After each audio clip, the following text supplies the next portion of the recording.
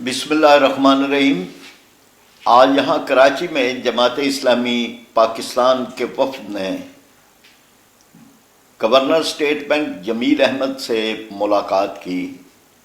اور اس وقت میں جماعت اسلامی میں میرے ساتھ جناب اسد اللہ بھٹو صاحب، محمد حسین مینتی صاحب،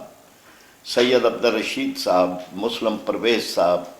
اور محمود حامد صاحب اور کامل شیخ یہ شامل تھے۔ اس ملاقات میں ہمارے پیش نظر یہ بات تھی کہ جو فیصلہ ہوا 28 اپریل 2022 کو، جو 26 رمضان المبارک 1443 ہجری بنتا تھا،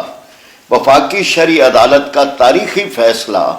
تو ہم نے گورنر اسٹیٹ بینک سے یہ کہا کہ اسٹیٹ بینک جو ہے اس کی اونرشپ لے، وہ اس سارے معاملے میں پرو ایکٹیو خود عمل کرے، اور اس میں اس کی ذمہ داری ہے۔ یہ ذمہ داری حضرت قائد اعظم نے لگائی، اور اس ذمہ داری کو جب وہ بنیاد رکھ رہے تھے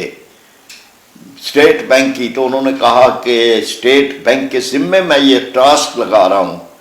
کہ مغرب کے معاشی نظام سے نجات اور اسلامی معیشت کے نظام کا قیام اور سود کے بغیر بینکاری کا قیام، یہ اس کا ٹاسک ہے، اور اس کی میں خود نگرانی کروں گا۔ 75 سال ہو گئے اس پہ۔ پھر اسی طرح سے جو ہمارے آئین پاکستان کے آرٹیکل 38F ہے، اس میں بھی سود کی ممانعت اور حرمت کے بارے میں جو یہ کہا گیا تھا، اس پر بھی 50 سال ہو چکے ہیں۔ عدالتوں کے فیصلوں پر 32-33 سال ہو گئے۔ تو ہم نے یہ بات کی کہ کیا یہ اسی طرح ہوتا رہے گا کہ اب اس فیصلے کے خلاف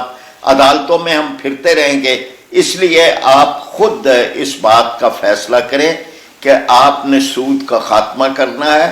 کنونشنل بینکنگ اور غیر سودی نظام پیرلل نہیں چل سکتے، ان میں سے ایک ہی نظام چلے گا۔ اور پھر ہم نے یہ بات بھی کہی کہ وفاقی شرعی عدالت کے فیصلے کے بعد 3 مرتبہ جو آپ نے شرح سود کے اندر اضافہ کیا، تو یہ اضافہ ایک ویسے ہی غیر آئینی ہے، غیر عدالت کے فیصلے کے منافی ہے، اور ہمیں یہ بتایا جائے کہ اس سے افراط زر کے اندر کمی ہوئی ہے یا اضافہ ہوا ہے۔ یہ اضافہ جو ہے صرف کمرشل بینکوں کو فائدہ پہنچانے کے لیے کیا گیا، ورنہ 17% سود کے اوپر کون سا کاروباری آدمی کام کرے گا اور کون سا صنعت کار کام کرے گا؟ یہ فائدہ صرف کمرشل بینکوں کو پہنچایا گیا، اور اس لیے آپ اس کو واپس لیں۔ پھر ہم نے یہ کہا کہ جب آپ یہ فیصلہ آ چکا تھا، تو 5 ڈیجیٹل بینکوں کو سودی بینکوں کو کیوں اجازت دینے کا ایک پروسیس شروع کیا گیا ہے؟ بہرحال ہماری اس ملاقات کے نتیجے کے اندر یہ بات تھی کہ گورنر اسٹیٹ بینک کی طرف سے یہ بات کی گئی کہ ہم انشاءاللہ اپنی ذمہ داری ادا کریں گے، اور ہم جو سود کے سلسلے میں عدالتی فیصلہ آئے نہ آئے یا کوئی سپریم کورٹ کا سٹے چلے، ہم اس کے باوجود اپنی دینی، قانونی اور اخلاقی ذمہ داری سمجھتے ہیں کہ سود کا خاتمہ ہم ہر صورت کریں۔ ہم نے یہ سمجھا کہ یہ بات بالکل اچھی ہے، لیکن یہ کہ اس کے پیچھے کسی عملی پروگرام کی ضرورت ہے۔ ہم نے ان سے مطالبہ کیا کہ اسٹیٹ بینک جو ہے وہ ایک روڈ میپ دے جو 2026 تک سود کا مکمل خاتمہ اور سودی بینکنگ کا مکمل خاتمہ کرے، اور ہر سال کا ایک ٹائم فریم دے کہ اس سال ہم اتنے % اس میں آگے بڑھیں گے۔ یہ ایک پیش رفت ہے جو اسی فیصلے پہ ہماری طرف سے ان کو مولانا سید ابو العلا مودودی رحمۃ اللہ علیہ کی کتابیں سود کا مسئلہ سود اور اسلام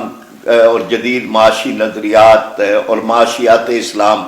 یہ کتابیں ان کو ہدیہ کی گئیں۔ بحیثیت مجموعی اس سارے معاملے کا یہ فائدہ ہے کہ جو کچھ ہم نے اب تک پیش رفت کی تھی عدالتی سطح پہ،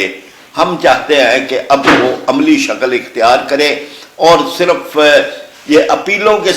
معاملے نہ چلتے رہے کہ پھر کوئی عدالت میں چلا گیا اور 8-10 سال اس قوم کے مزید ضائع ہوئے. ہم یہ سمجھتے ہیں کہ یہ کام ابھی ہونا چاہیے، اس مدت میں ہونا چاہیے کہ جو مدت مقرر کی گئی ہے وفاقی شرعی عدالت سے، اور انشاءاللہ تعالی یہ کام ضرور ہو.